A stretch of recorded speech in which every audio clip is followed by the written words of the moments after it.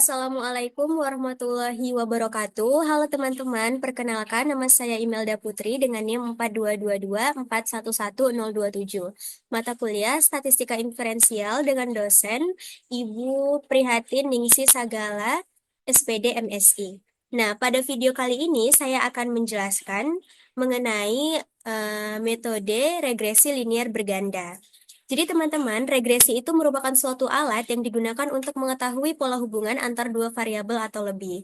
Nah, pada regresi linier sederhana, hanya terdapat satu variabel bebas.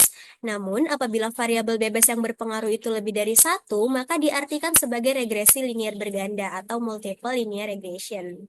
Jadi, pada regresi linier berganda, kita dapat mengetahui pola hubungan sekurang-kurangnya tiga variabel, yakni dua variabel bebas dan satu variabel tak bebas. Nah, di sini saya sudah mempunyai studi kasus dengan judul yaitu Pengaruh Literasi Matematika dan Kedisiplinan Belajar terhadap Kemampuan Pemecahan Soal Cerita. Namun sebelum kita bahas atau kita uji hasilnya, teman-teman perlu tahu bahwasannya di regresi linear berganda ini ada tiga uji yang harus kita lakukan, yaitu uji T parsial, uji F, dan uji R square atau uji determinasi. Yang mana masing-masing uji ini memiliki tujuan masing-masing, yaitu untuk uji T parsial bertujuan untuk mengetahui apakah ada pengaruh parsial atau sendiri yang diberikan oleh variabel bebas atau di mana dalam hal ini adalah X1 atau X2 terhadap variabel terikat Y. Kemudian uji F berfungsi untuk mengetahui apakah ada pengaruh secara simultan atau bersama-sama yang diberikan oleh seluruh variabel bebas X terhadap variabel terikat Y. Kemudian untuk uji R square atau uji determinasi itu berfungsi untuk menunjukkan seberapa besar pengaruh yang didapat di uji F. Jadi kita akan tahu berapa persen pengaruhnya ketika kita melakukan uji R square begitu. Nah, di sini teman-teman bisa lihat untuk sampel terdiri dari 34 sampel dengan X1-nya itu literasi matematika, X2 kedisiplinan belajar, dan variabel terikatnya atau Y adalah kemampuan pemecahan soal cerita. Nah, dan di video kali ini kita akan melihat atau mengolah data ini secara regresi linear berganda menggunakan RStudio. Jadi, langkah pertama yang harus teman-teman lakukan adalah mengkonversi data tadi, data hasil penelitian tadi ke dalam bentuk Excel yang nantinya akan kita input ke dalam RStudio. Nah, di sini nama datanya atau data itu saya namai di folder menjadi data statif UTS gitu. Jadi, nanti di sini teman-teman ganti sesuai dengan nama file yang teman-teman buat begitu. Nah, kemudian di sini ada call names data, di mana di data itu ada sampel, kemudian ada X1, X2, dan Y. Dan di sini kita akan menggunakan model regresi 1. Nah, kemudian semua ini kita blok, kemudian kita run. Nah, di sini terlihat hasilnya, teman-teman. Jadi, tiga uji yang kita ketahui tadi, yaitu uji F, uji T, uji R, sebenarnya sudah terjawab semua di permodelan ini. Nah, di sini teman-teman bisa lihat hasilnya, yaitu untuk uji T, terlihat di X1 dan X2-nya itu X1 menunjukkan 0,564 yang berarti setiap peningkatan satu unit pada X1 akan meningkatkannya sebesar 0,564 unit juga. Begitu juga pada X2-nya, variabel bebas yang keduanya memiliki koefisien sebesar 0,4241 yang berarti setiap satu unit pada X2 akan meningkatkan Y sebesar 0,42491 unit.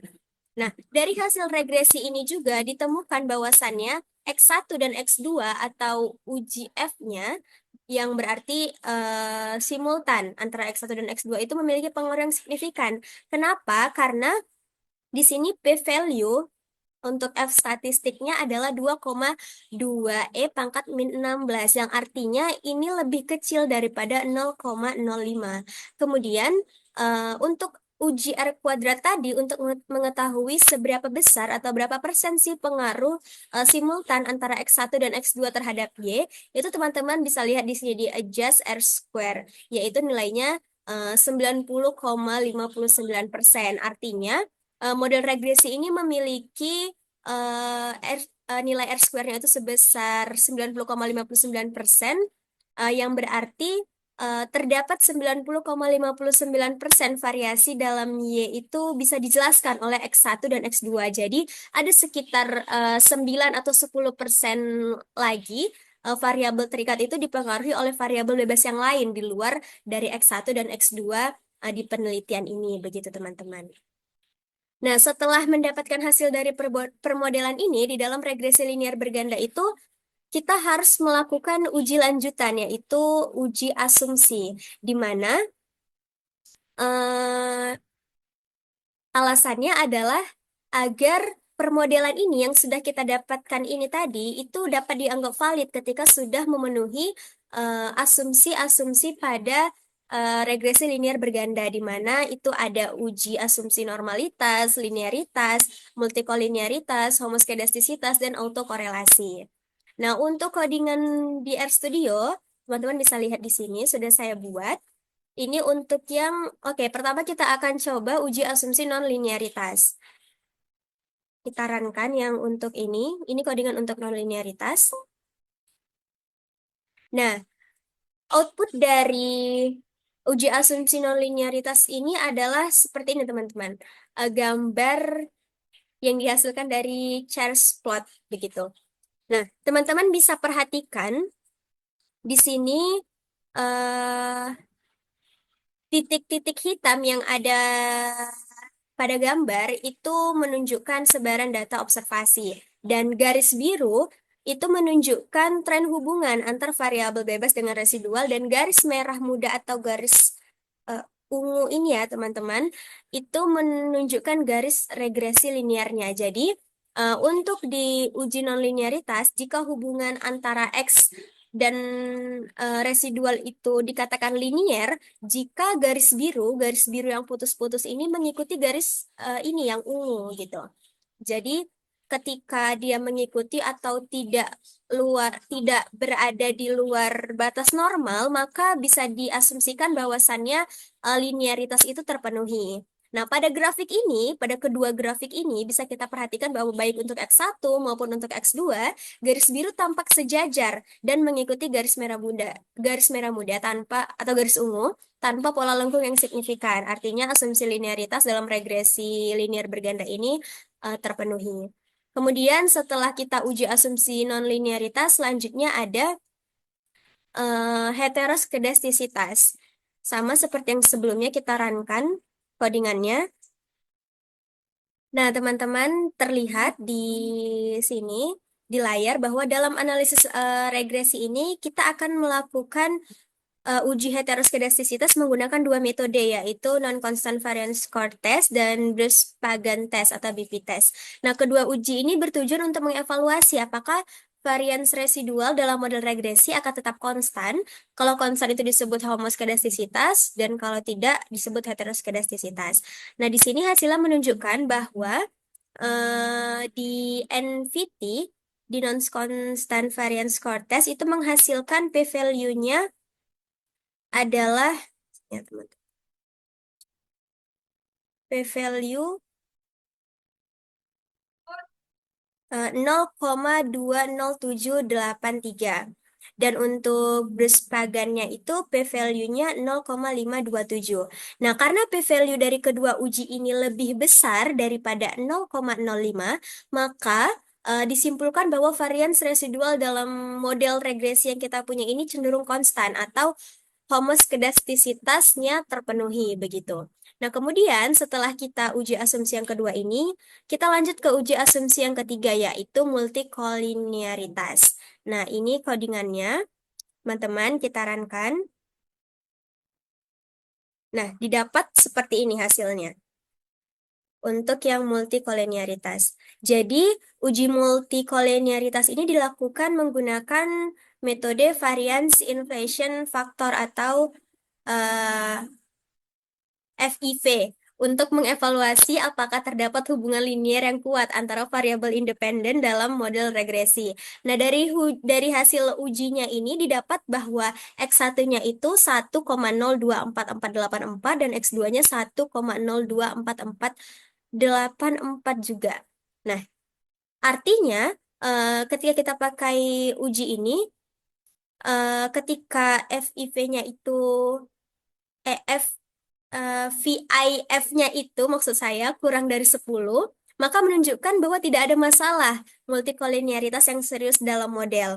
Nah, di sini kan kita dapat bahwa nilainya 1, sekian, yang artinya kurang dari 10. Maka menunjukkan bahwa hubungan antar variabel independen itu sangat rendah sehingga model regresi ini tidak terpengaruh oleh multikolinearitas. Maka untuk uji asumsi yang ketiga ini sudah terpenuhi. Nah, untuk uji asumsi yang selanjutnya adalah uji normalitas, teman-teman. Sama seperti yang sebelumnya, nah, di sini untuk normalitas kita menggunakan uji Bonferroni dan Kiki plot ya, teman-teman. Di mana di sini terlihat hasilnya untuk Bonferroni-nya itu p-value-nya 0,046578. Nah, sesuai ketentuan Bonferroni, ketika Bonferroni-nya itu lebih dari 0,05, maka dikatakan normal. Namun di sini kita dapat bahwa Bonferroni-nya 0,04. Hampir mendekati 0,05, namun masih dibilang kurang. Namun teman-teman, untuk memastikannya lagi, kita bisa lihat di Kiki plot bahwasannya di sini eh, ada data yang memang tidak normal, yaitu khusus untuk subjek 13, khususnya ini yang ekstrim, dan 17. Namun, jika hanya ada satu atau dua observer atau data kita itu yang menyimpang, maka model masih bisa kita katakan cukup normal, terutama jika ukuran sampel cukup besar. Nah, di sini juga sampel bisa dikatakan cukup besar, di mana N itu lebih dari 30, N-nya 34, maka masih bisa kita katakan data kita ini berdistribusi normal. Nah, kemudian untuk uji asumsi yang terakhir itu ada uji autokorelasi. Namun di data kita ini, di data saya ini, studi kasus ini tidak dilakukan uji asumsi tersebut karena untuk uji autokorelasi itu dikhususkan untuk data yang time series gitu. Jadi di sana untuk melihat apakah terjadi korelasi antar suatu periode T dengan periode sebelumnya gitu. Jadi kalau misalnya data teman-teman itu berkaitan dengan periode sebelumnya, misal dari tahun ke tahun, maka teman-teman perlu melakukan uji asumsi autokorelasi. Namun jika tidak, maka tidak perlu melakukan uji autokorelasi. Nah, kita sudah tadi mendapatkan hasil dari permodelannya dan juga sudah melakukan asumsi dari regresi linear berganda dan tidak ada kita temukan penyimpangan, maka bisa kita simpulkan bahwasannya hasil dari permodelan tadi, permodelan regresi tersebut bisa kita katakan valid atau dipercaya karena sudah memenuhi keempat asumsi regresi linear berganda tersebut. Nah, mungkin cukup sekian yang dapat saya jelaskan mengenai model regresi linear berganda menggunakan RStudio. Kurang lebihnya saya mohon maaf. Terima kasih. Assalamualaikum warahmatullahi wabarakatuh.